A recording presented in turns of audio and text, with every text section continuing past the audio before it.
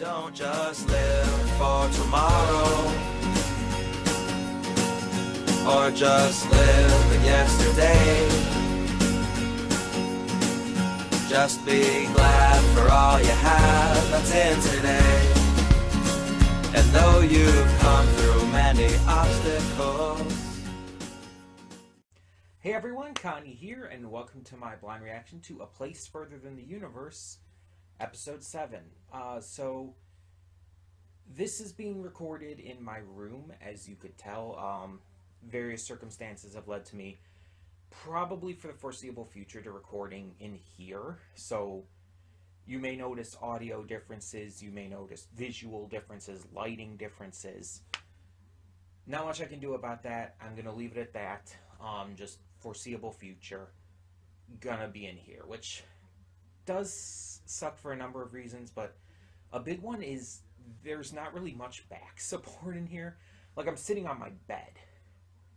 I don't have a couch in here like there is out in the living room. I'm sitting on my bed with like these pillows kind of propped up against my back, and it's like, it's not much.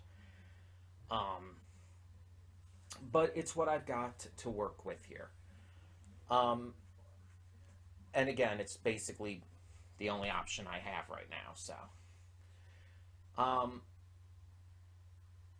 So yeah.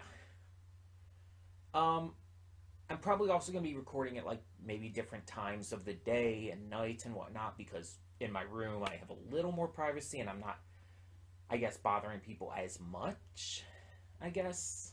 I don't know. It's a very complicated situation with a lot of ups and downs, but I don't really have much of a choice at this moment. Again, I'm not going to go into it all here, but it's basically what I've got to do. So, all of that being said, last time we came back to this series after quite a while, and we came back with an episode focused on Hinata, my favorite character. Focused on them reaching Singapore on their journey towards Antarctica, and Hinata lost her passport. Kind of important, kind of a big deal. There are obviously options to deal with that with the embassy and everything, but in the meantime, it does cause issues with the trip that they're trying to take and the specific flights they're trying to make and everything. It ended up being in the other girl's bag. Again, I'll try to start getting the names down. It's going to take me a bit. But it ended up being in her bag because she was holding on to it for her and forgot. And it's like, my God. There's also kind of this recurring joke in the episode about durian and everything. It was a fun episode. It was a good episode to bring us back into the series. It was enjoyable, was entertaining, and now we move on. So, with all of that behind us, I guess we see the continued journey and see how these girls are going to continue on their way towards their goal. So, let's just get into this and hope for the best. When the screen fades to black, pause this redirect and go to the description below. Follow the link to the reaction, and after you watch it, come back here to the redirect and resume play. Because after it fades to black and then fades back in, everything from that point forward will be my afterthoughts and will contain spoilers to the episode. So, with that being said, thank you so much for tuning in, and I will see you at the reaction. And we are back, and we'll begin with spoilers in 3, 2, 1, now. Another just really great episode. The expedition truly begins here. This is the true starting line, honestly, of this series. Everything before this was just build up, giving us the backstory and the characters, and just introducing us to everything before we really get going. But now they've reached the ship. They've reconnected with the crew members, and they're ready to actually go to Antarctica. this is the true start of this story. And it starts on a pretty emotionally heavy note, because the episode focuses a lot on Shirase, and specifically the motivations and meaning behind this mission, and the mission 3 years ago in which Shirase's mother was lost.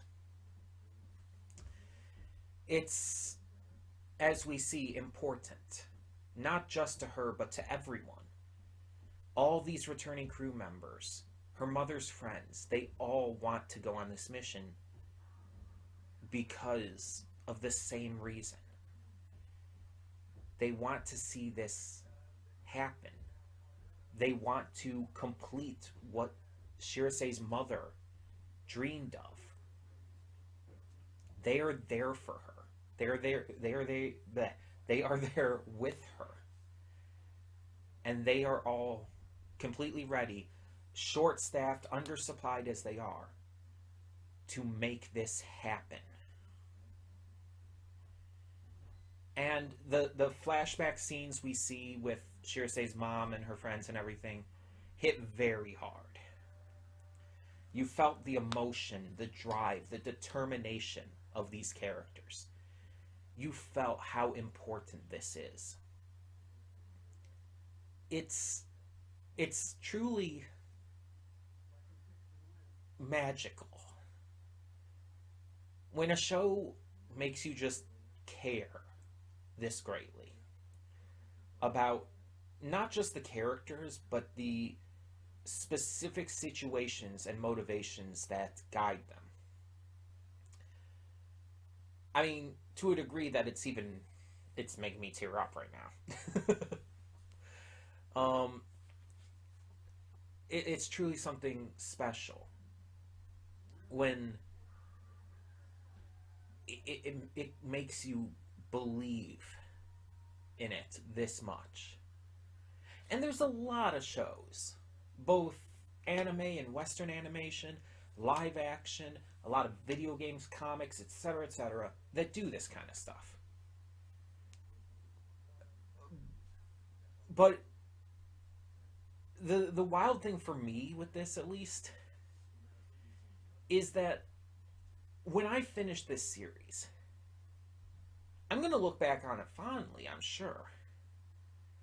But I'm not going to, remember these characters 2-3 years from now. They're not going to stick in my head. But what is what they stand for. It's not like One Piece, where the characters are, drilled into my head, where I remember them very strongly, and they're super memorable in their personalities, their character traits, etc. It's not like Ruby that does the same thing, or Dragon Maid, or so many other shows where the characters are so stand out that you always will remember them for them. With this series, you don't remember the characters for who they are, but for rather what they stand for, what they believe in, and what they're trying to do. It's their motivations and goals that drive them and make them so damn likable. You care about them because of not who they are, but what they stand for, what they're trying to do. And honestly, in its own way, that's beautiful. That you're not looking at it for the characters themselves, but their dreams. And that's great. And it's wonderful to see. And they all have these different reasons. They all have these different reasons, all four of these girls. One girl is there because it's her job. Because she's this famous young actress and all, and it's her job, and this is basically work for her. But she's making it fun by having her friends here with her. Hinata just wanted to do something big before college applications and all. Mari, I think that's the name, she just wanted to have some kind of great experience. And Shirase We know why she wants to be here. Because of her mother. Their reasonings are different. But despite that, we connect with them. We believe them. And that's what's important here. I like the comedic scenes of this episode, such as with them in the spy gear, listening in on everyone. That was funny, for sure. And there were just a lot of good human moments. Even just that little scene in the market when they're gathering the supplies and everything, and they're seeing how the vendor, the supplier, the stall person, I don't know what the specific term would be.